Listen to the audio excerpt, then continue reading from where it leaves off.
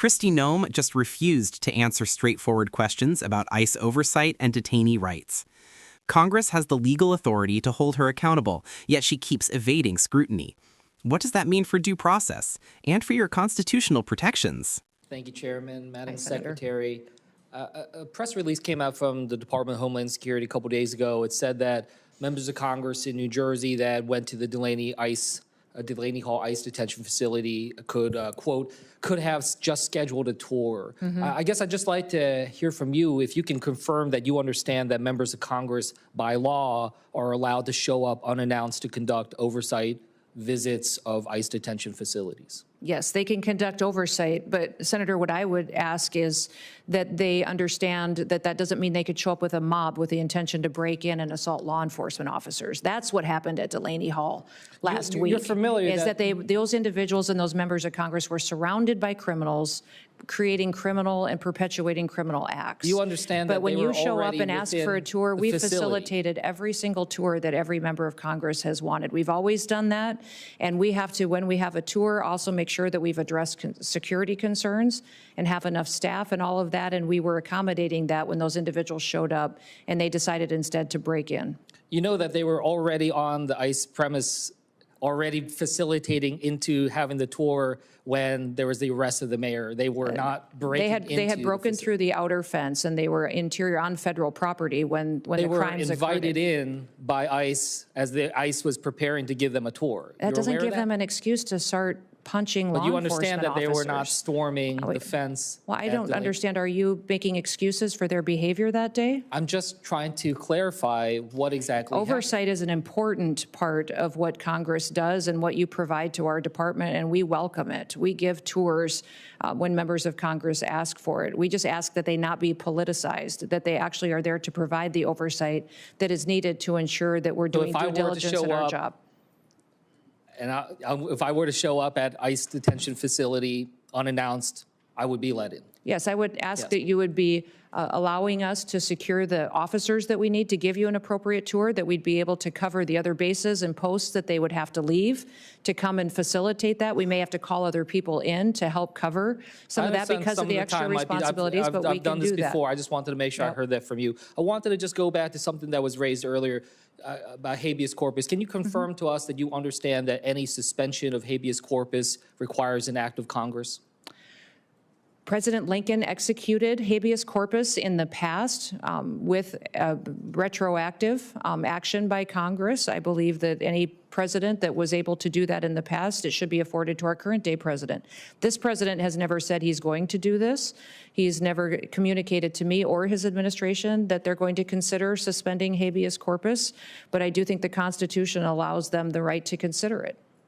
When we saw what happened with, how many times has habeas corpus been suspended in our country? Once that I know of. 4 times. For certain. I'm not certain if those were. The instance that you were referring to was one where the courts subsequently showed that Congress is the one that has the ability. Do you know what section of the Constitution the suspension clause of habeas corpus is in? I do not. Nope. Do you know which article it is in? No, I do not, sir. Okay, well, it is in Article 1. Do you know which branch of government Article 1 outlines the tasks and the responsibilities for? Yes. Which one? Congress. Yes. Stephen Miller has said that he is actively considering, that there is active consideration of habeas corpus. Have you had a conversation with Stephen Miller about suspending habeas corpus? I have not. When it comes to FEMA, this is something I'm concerned about. Being from New Jersey, we've had challenges with Superstorm Sandy and others in the past. I was alarmed when I saw some reports that the acting head, Richardson, said last Thursday that he's about 80 to 85% done with the hurricane season plan, given that we are just days away from hurricane season beginning. I just wanted to ask you, is he done with his hurricane preparedness plan? He is working diligently with the employees at FEMA and are prepared for hurricane season. What you referenced. Have you seen this plan? Have you seen this plan? Is he? Yes, I've been actively engaged in hurricane response and preparation. We're pre-staging people, pre-staging equipment. Is that We're making sure that we have tabletop exercise we're running through with all of our regions on what their response will be. It's been very extensive how we've laid out this plan. And will you be able to share that plan with this committee? I will check and make sure Yeah, that if I you can can, check but on I would think that we would be able to do that. I can't see any reason that would Just be. one last thing. A couple weeks ago, you said that you were considering restarting in-person training at the National Fire Academy. I just wanted to ask if you're prepared to tell this committee that that you are moving forward with restarting in-person trainings. Yes, the plan is to do that again, so. That has been approved yeah. to restart? Yes, it has been. Okay, thank you. And with that, I yield back. Senator Scott. Sure. Thank you, Chairman. The exchange between Kristi Noem and Representative Andy Kim is more than just a heated back and forth. It's a case study in the enduring tension between congressional oversight and executive accountability. At its core, this moment highlights the constitutional responsibilities of Congress, the obligations of federal agencies, and the limits of executive discretion. When members of Congress visit facilities like the Delaney Hall ICE Detention Center, they are exercising their legal right to conduct unannounced oversight, a fundamental check and balance in our democratic system. These visits ensure that executive agencies operate transparently and comply with the law. Noem's insistence that such oversight must be coordinated or risk being politicized raises serious questions. Oversight is not optional or conditional. It's a constitutional mandate. Congress has the authority and duty to verify that detention facilities uphold legal and humanitarian standards, protect detainee rights, and comply with federal law.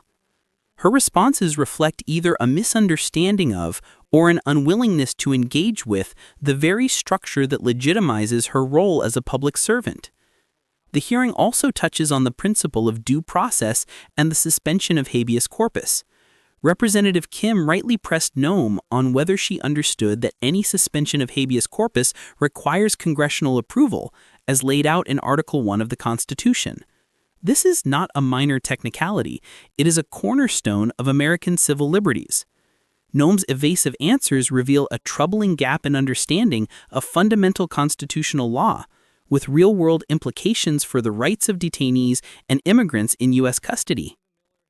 Beyond the legal issues, the hearing shed light on operational readiness.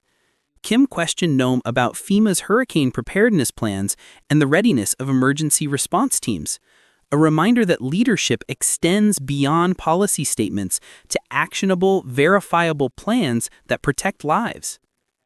The contrast between her answers on oversight and preparedness underscores a broader concern. Leaders must demonstrate competence across all dimensions of their office. From an educational perspective, this exchange offers a clear lesson in how checks and balances protect citizens and ensure accountability. It illustrates why unannounced inspections exist, how congressional oversight functions, and why constitutional safeguards like habeas corpus are vital.